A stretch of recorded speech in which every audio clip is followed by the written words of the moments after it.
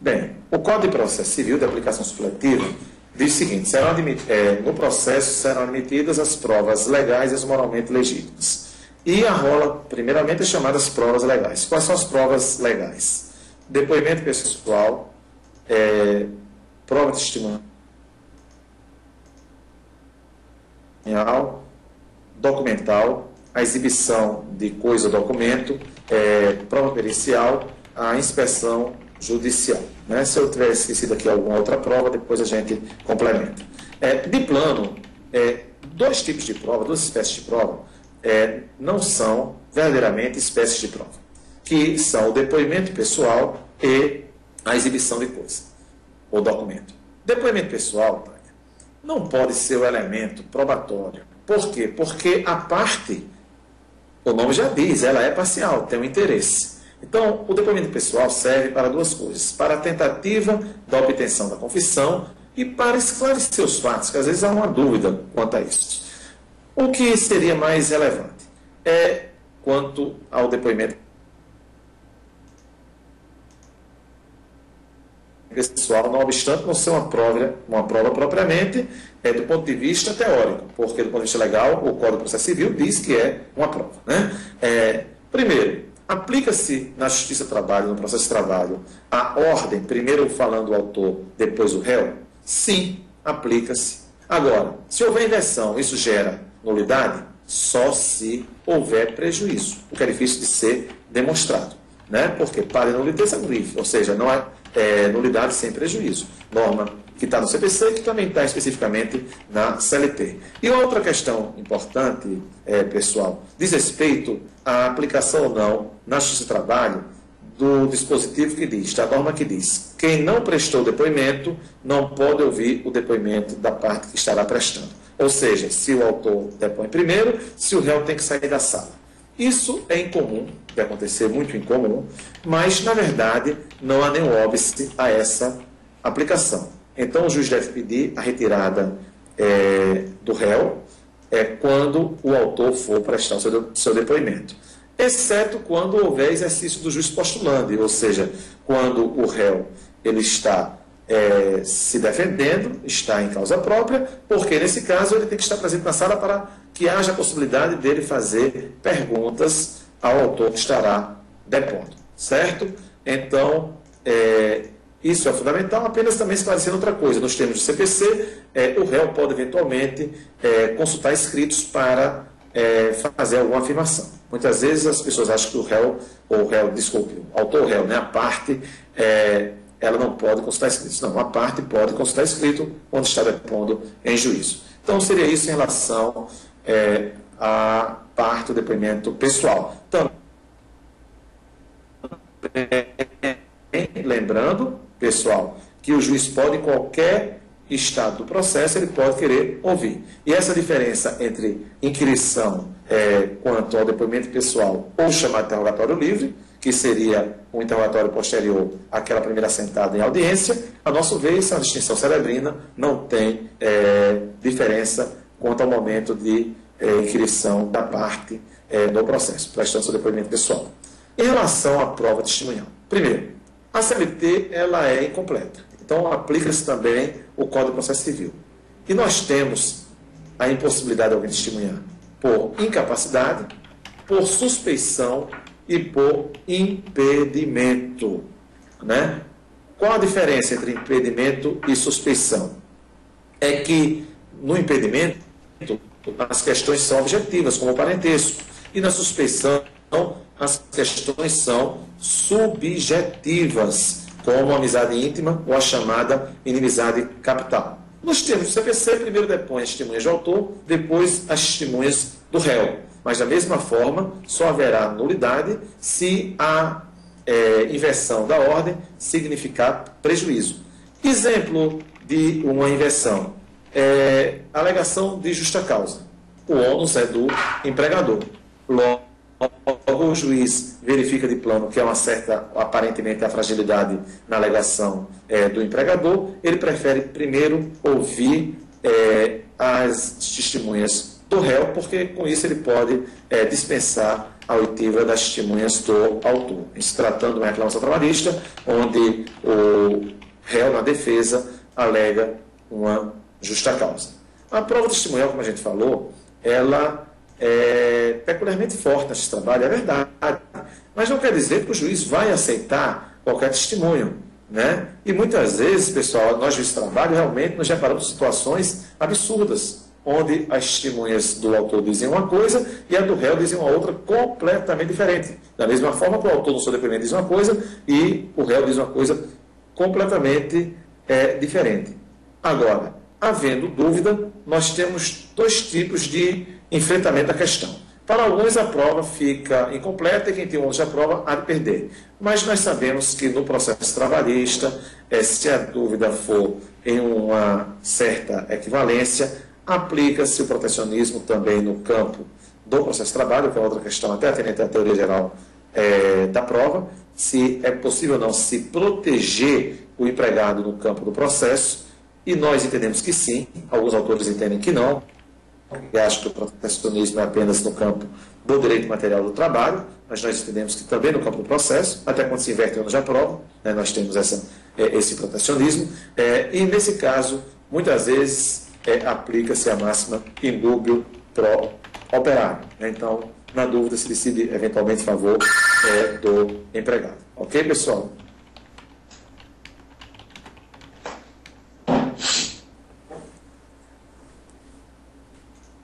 Alguma dúvida em relação ao depoimento pessoal da prova testemunhal?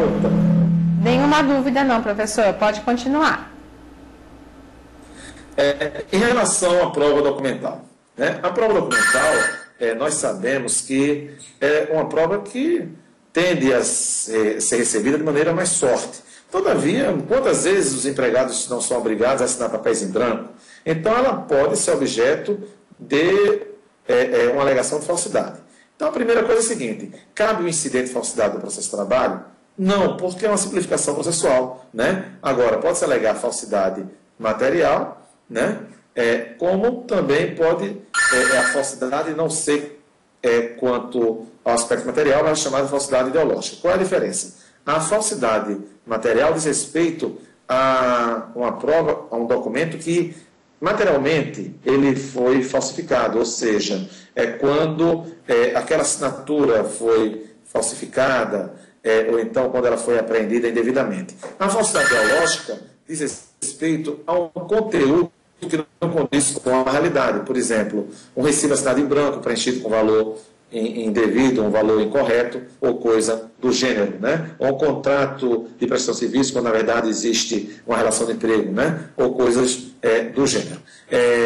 Em relação à exibição de coisa ou documento, na verdade não é uma prova. Estão certos os portugueses, no Código de Processo Civil português, diz lá, é um mero procedimento. O juiz determina que a própria parte ou um terceiro exiba aquele documento. E a diferença para o processo civil é muito grande, porque pela simplificação processual, isso ocorre de maneira informal no processo. Agora, a metodologia e as consequências, principalmente, são completamente diversas em relação à exibição determinada para a parte ou para o terceiro. Se for a parte, é a situação muito simples, nos termos do 359 do Código de Processo Civil. Se a parte em relação à qual o juiz determinou a exibição não exibindo, vai se considerar verdadeira alegação levantada pela parte adversa. Agora, a parte pode dizer o seguinte: eu não vou exibir porque não tenho. E quem alegou que a parte tem vai ter que provar que ela tem.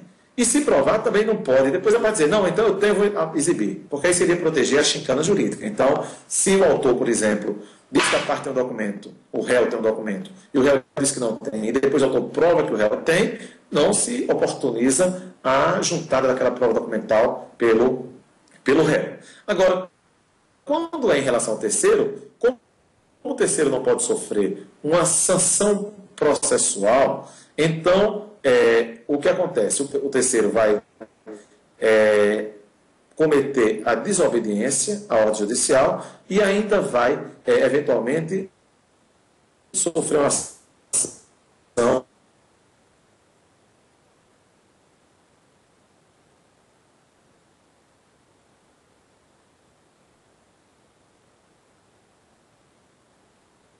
de perdas e danos, pela não jurídica, principalmente aos advogados que militam nesse trabalho, diz respeito ao momento da juntada da prova documental. Por quê? A CLT, em relação à defesa, em relação à inicial, digo, e o CPC, em relação à inicial defesa, tem dispositivos que dizem o seguinte, né? Eu estou aqui invocando o CPC apenas para ilustrar, porque quando nós temos norma própria, não precisamos aplicar o CPC, como todos nós sabemos, né? Então, diz o seguinte, os documentos devem acompanhar a inicial e a defesa. Então, alguns juízes, o documento não foi juntado com a inicial, não aceitam, simplesmente. Outros aceitam naquela primeira audiência, se houver uma divisão, um fracionamento de audiências. Outros aceitam em qualquer momento. Qual é a posição correta? O juiz deve evitar o chamado espírito de ocultação. E deve, eventualmente, sancionar alguém por litigância de má-fé. Mas, como regra geral, não verificando o chamado espírito de ocultação, ele deve aceitar, mesmo após a inicial e a defesa, documentos que sejam essenciais à descoberta da chamada verdade real. Mas isso aflige porque, como alguns advogados dizem, cada juiz tem um código na cabeça, então alguns aceitam o momento apenas com a inicial, outros com a defesa, e isso acaba afetando um pouco até a chamada segurança jurídica. Alguma pergunta, alguma dúvida em relação à prova documental ou à exibição, pessoal? Olha, professor, está me ouvindo, professor? Alô, professor, está me ouvindo? Alô? Estou ouvindo, sim. Tá te Posso ouvindo? continuar? Ok, tem duas perguntas aqui que chegaram durante a sua explanação. Okay. Do Rodrigo, novamente. O Rodrigo pergunta se uma prova for obtida... não, essa aqui eu já perguntei, desculpa, professor. Da Elaine. A Elaine está perguntando quais as provas têm maior peso para a adoção de cautela.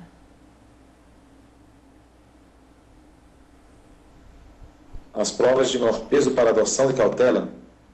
Qual é a prova que tem... Alô? Qual a prova que tem mais peso para adotar como forma de cautela?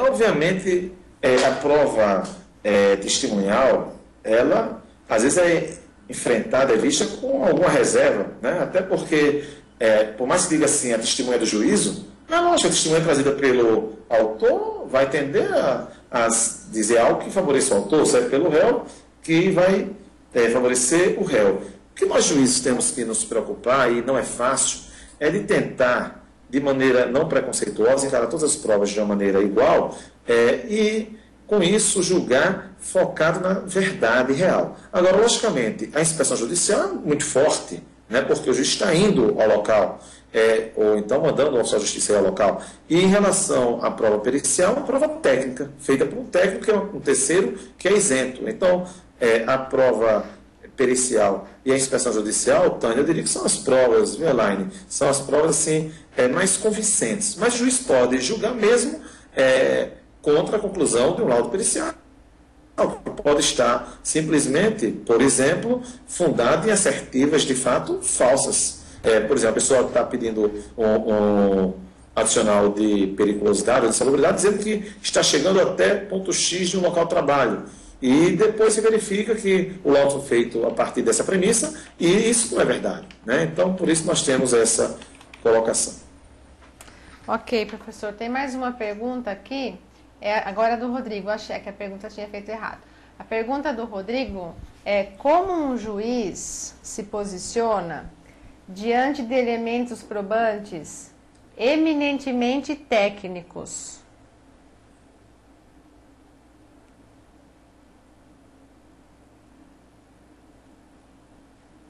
Pode repetir, Tânia, que eu não escutei isso no começo. Ele está perguntando como que o juiz ele deve se posicionar diante de elementos probatórios, né, eminentemente técnicos. Eu diria que o juiz tem que confiar no perito que ele nomeia, né? Hoje o perito não presta mais compromisso, então, mas ele é um terceiro que é auxiliar do juiz, ele tem que confiar. Agora, muitas vezes é uma situação tão controvertida, tão complexa, que ele pode socorrer, inclusive, de inquirição do próprio perito. Mas ele tem que confiar, né? Se são questões técnicas, ele tem que confiar. Isso na chamada prova técnica, né? Agora, nós temos, mesmo nas provas técnicas, a chamada falibilidade, até porque é o ser humano que faz a produção dessa prova, né? Ok, professor, esclarecido, pode continuar. Podemos prosseguir, professor. Posso continuar, né? Isso. Pronto, outra prova. Alô? Pode continuar, professor.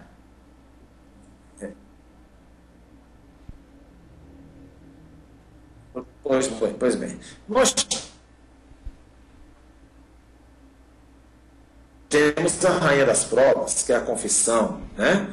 Essa prova ela tem uma situação vantajosa no ordenamento jurídico processual, porque o Código de Processo Civil diz que independe de prova, né, o artigo 334, aquele fato confessado, né? A confissão pode ser real, como pode ser ficta, né? A confissão ficta é aquela que decorre, por exemplo, da revelia, né? Então, a confissão é ficta. A confissão pode ser verbal, como pode ser escrita, quando chega por intermédio de um documento. Pode ser espontânea, como pode ser provocada, aquela, por exemplo, obtida a partir de um depoimento pessoal com a pergunta do magistrado. Alguns ainda dizem que pode ser uma confissão qualificada, que é quando o juiz, quando a parte, ela aceita o fato, mas nega a sua consequência prejudicial. E, na verdade, em relação a isso, não é uma confissão. Porque o que é confissão? Confissão tem que ter elemento material para prejuízo. A confissão diz respeito a fato, difere do reconhecimento da procedência do pedido possível no processo civil, por exemplo. Então, a confissão é quando a parte aceita como verdadeiro um fato alegado pela parte adversa e que lhe vai causar um prejuízo. O prejuízo é o elemento material. Então, o reclamante diz que fazia horas extras porque trabalhava em tal horário e o réu confessa que ele tem direito às horas extras. Mas se o réu, por acaso, disser que ele era externo e nos termos do artigo 62 da CLT, ou um gerente não tinha direito às horas extras, ele está admitindo a alegação que é a jornada de trabalho, mas não se trata de confissão porque essa alegação não trará prejuízo ao réu. E a confissão, como é que ela pode ser descaracterizada? No processo civil, a confissão pode ser afastada a partir de um procedimento próprio, né? Agora, no processo de trabalho, também pela simplificação, o juiz, como tem o seu livre convencimento, ele pode simplesmente verificar no contexto probatório que aquela confissão não corresponde à realidade e, eventualmente, não aceita aquela confissão. Que pode ter sido, haver um vício, até de consentimento, uma coação para a pessoa confessar, ou um erro, né, uma ignorância, e a confissão não é também, apesar de sua superioridade, de sua posição vantajosa, mas não é algo inafastável, certo? E entramos no procedimento probatório, Tânia, queridos colegas, né, no caso, telespectadores, né,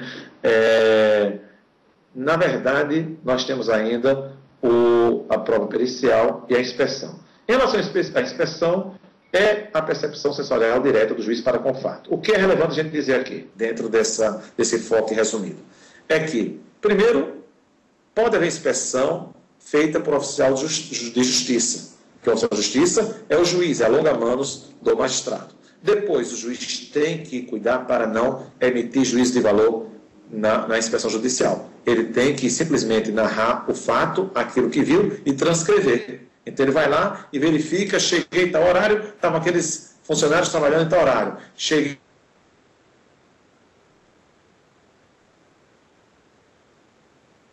naquele momento de trabalho e vi tais e tais condições. Mas não dizer que vai julgar a favor de A ou de B dentro do laudo da inspeção judicial. E em relação à prova pericial, que é tão importante, por exemplo, e até a lei exige para apreciação de pedido de adicional de salubridade ou de periculosidade, né? E está muito em voga na Justiça do Trabalho os pedidos de dano material, principalmente de dano moral, em face de acidentes de trabalho, ou principalmente doenças profissionais, né? E aí o juiz determina uma perícia, né? O que a gente tem que entender é o seguinte: a perícia, como eu já disse, tem um valor muito grande, mas ela pode ser, eventualmente, contraditada por uma outra prova. Então, em relação ao procedimento probatório, eu concluiria só com uma posição pessoal, que as provas moralmente legítimas, porque o Código diz serão admitidas as provas legais, são essas que a gente abordamos, e as moralmente legítimas. As moralmente legítimas são aquelas, seria a prova emprestada. E eu entendo que se for oferecido contraditório, se as partes puderem analisar, se manifestar a respeito de uma prova emprestada, o que é a prova emprestada? É aquela prova que foi obtida em uma outra relação jurídica processual e que está entrando naquele processo. Então, a perícia é feita, por exemplo, em outro processo. Uma testemunha que prestou seu testemunho, seu depoimento no outro processo.